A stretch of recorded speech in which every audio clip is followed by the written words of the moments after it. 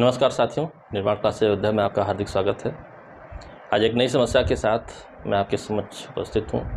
आपके मेंस की परीक्षाएं अब होने वाली हैं कई राज्यों की, तो दृष्टांत एक से एक प्रकार के आपके प्रश्न आते रहते हैं और कभी कभी सामान्य तौर पे किताबों को बेराइट को पढ़ने पे उन दृष्टांतों का उत्तर नहीं मिलता है। क्या दिमाग लगाया जाए, क्या लिखा जाए, ऐसा कुछ सोचना पड़ता है। तो एक दृष्टांत है, एक आया हुआ प्रश्न है। ठीक है, अपने वाहन का बीमा करवाकर जानबूझकर उसकी चोरी करवा देता है। ठीक है, यानी कि वो चोरी करवा दिया। ठीक है, खुद का वाहन है, जानबूझकर उसने चोरी करवा दिया। ठीक, ऐसा प्रश्न कह रहा है ताकि बीमा कंपनी से धन प्राप्त कर सके। ठीक, ने कौन सा अपराध किया है। अब प्रश्न किस हद तक है यह भी विचार करना बहुत आवश्यक होता है। प्रश्न पूछने का उद्देश्य क्या है यह भी जानना बहुत आवश्यक होता है। इसलिए हमें उसी हिसाब से अपने उत्तर को लिखना होता है। ठीक है, यहाँ पर की अपनी जो भी वाहन है, 2 व्हीलर 4 व्हीलर जो भी वाहन है, जो भी व्हीकल है, उसकी बात हो रही है।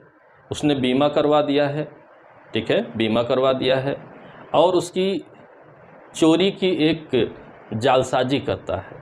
ठीक है, चोरी करवा करके मिथ्या, आप कह सकते हैं एक मिथ्या अपराध करवा रहा है ताकि वो बीमा कंपनी से धन प्राप्त कर सके। ठीक, यहाँ तक प्रश्न लिखा हुआ है। अब बात आई, इसी के जस्ट बाद आपका प्रश्न आ गया कि ने कौन सा अपराध किया है। अब यही मामला अटक गया। क्या उसने मिथ्या साक्ष्य गढ़ा है तो न्यायालय के सामने मामला नहीं है। क्या उसने कोई फोर्जरी की है, नहीं। कोई भी बात आपको अपराध के रूप में यहाँ पर नहीं मिलेगी, लेकिन आप सोचेंगे कि चोरी करवाया है, गलत तो किया है। ठीक है, गलत तो किया है, कोई ना कोई तो अपराध होगा, बस यही धोखा हो जाएगा। तो धोखा नहीं होना चाहिए। आपका उत्तर क्या है? अभी तक। ठीक है, जितनी बात आपके इस प्रश्न में दृष्टांत में लिखी है उस बात पर आपको विचार करना है। अभी तक ने कोई अपराध नहीं किया है। ठीक है, अब ये तो उत्तर हो गया। जस्टिफाई कैसे आप करेंगे? जस्टिफाई आप कैसे करेंगे? तो जस्टिफिकेशन किस प्रकार होगा वो भी आपको लिखना पड़ेगा। मेंस का उत्तर है, कैसे लिखेंगे? यानी कि आप कह सकते हैं कि यह अभी तैयारी की स्थिति में है, जो कि किसी प्रकार से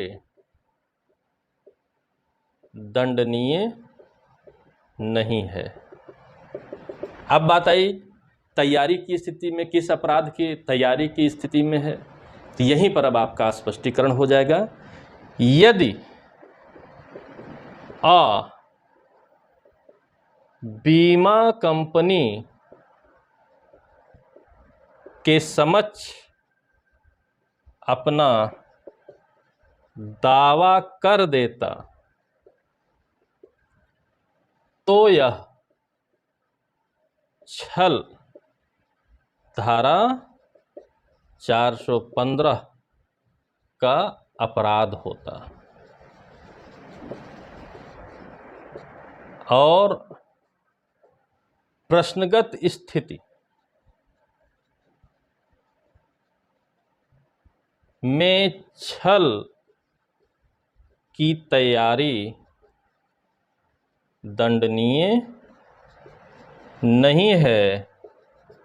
इसलिए अभी तक ने कोई अपराध नहीं किया है। ठीक है, बहुत सोच विचार का प्रश्न है भाई। बहुत सिंपल व्यवहारिक मेरा प्रश्न है कि आपको कैसे पता कि उसने चोरी करवा दी। उसने रिपोर्ट नहीं दाखिल की है, उसने बीमा कंपनी के सामने क्लेम नहीं किया है, कुछ भी नहीं किया है। ये तो प्रश्न कह रहा कि उसने अपने बीमा का धन प्राप्त करने के लिए अपनी बाइक की चोरी करवा दी। ठीक है, तो अपनी ही बाइक की चोरी करवा दी। तो अब बात आई, ना तो FIR हुई है ना कुछ हुआ है। तो इस बात को भी आपको समझना पड़ेगा कि ज़रूरी नहीं है कि कोई दृष्टांत दे दिया जाए तो वो अपराध की कैटेगरी में ही आए। ठीक है, ऐसे प्रश्न आपके आते रहते हैं। इन बातों को आपको ध्यान में रख करके चलना होगा, अदरवाइज आपको समस्या हो जाएगी। ठीक है, ये चुनना बहुत खतरनाक होता है किसी दृष्टांत में कि कोई अपराध नहीं किया गया है, क्योंकि हम जब दृष्टांत पढ़ते हैं तो हमें लगता है कि यहाँ किसी अपराध के बारे में है और हम अपराधों में उलझ जाते हैं कि कौन सा अपराध है। चोरी देखकर चोरी या छल में उलझ गए तो आपका आंसर गलत हो जाएगा। आने अभी तक, और अपने आप को जस्टिफाई करने के लिए आप लिखिए अभी तक आने कोई अपराध, मतलब ये शब्द आपको जस्टिफाई कर दे रहा है, नहीं किया है या अभी तैयारी की स्थिति में है, जो कि किसी प्रकार से दंडनीय है नहीं है। क्योंकि यदि आप बीमा कंपनी के समक्ष अपना दावा कर देता तो यह छल हो जाता। क्यों? प्रवंचना की स्थिति में आ जाता, ये छल हो जाता। लेकिन अभी ऐसा कोई भी कार्य उसने नहीं किया है कि यह जाहिर होने पाए कि उसने चोरी करवाई है। ठीक है, यानी कि ये पता भी चलना चाहिए कि चोरी करवाई है, बस उसका आशय ऐसा है, उसने ऐसा करवाया, अभी तैयारी बना रहा है, दृष्टांत पूछ लिया गया, आगे की प्रक्रिया यहाँ पर नहीं है। ऐसी बातों को भी ध्यान में रखते हुए उत्तर दीजिएगा। ये बहुत इंपॉर्टेंट आपका प्रश्न है, आया हुआ प्रश्न है, फिर से आएगा।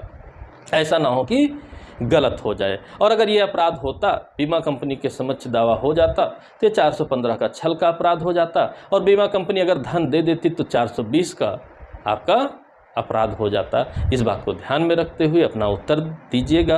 प्रश्न को ध्यान से पढ़िएगा कि किस स्तर तक का प्रश्न पूछा गया है, ताकि गलती ना होने पाए। अगले किन्हीं दृष्टांतों के साथ मैं पुनः आपके समक्ष उपस्थित रहूँगा। अब परीक्षाएं आ रही हैं, अब कुछ आपके मैटर भी बढ़ते रहेंगे, धीरे धीरे आप भी तैयारी करते रहिए। ठीक है, और वीडियोज़ में कोई शंका समाधान हो आप मैसेज कर सकते हैं।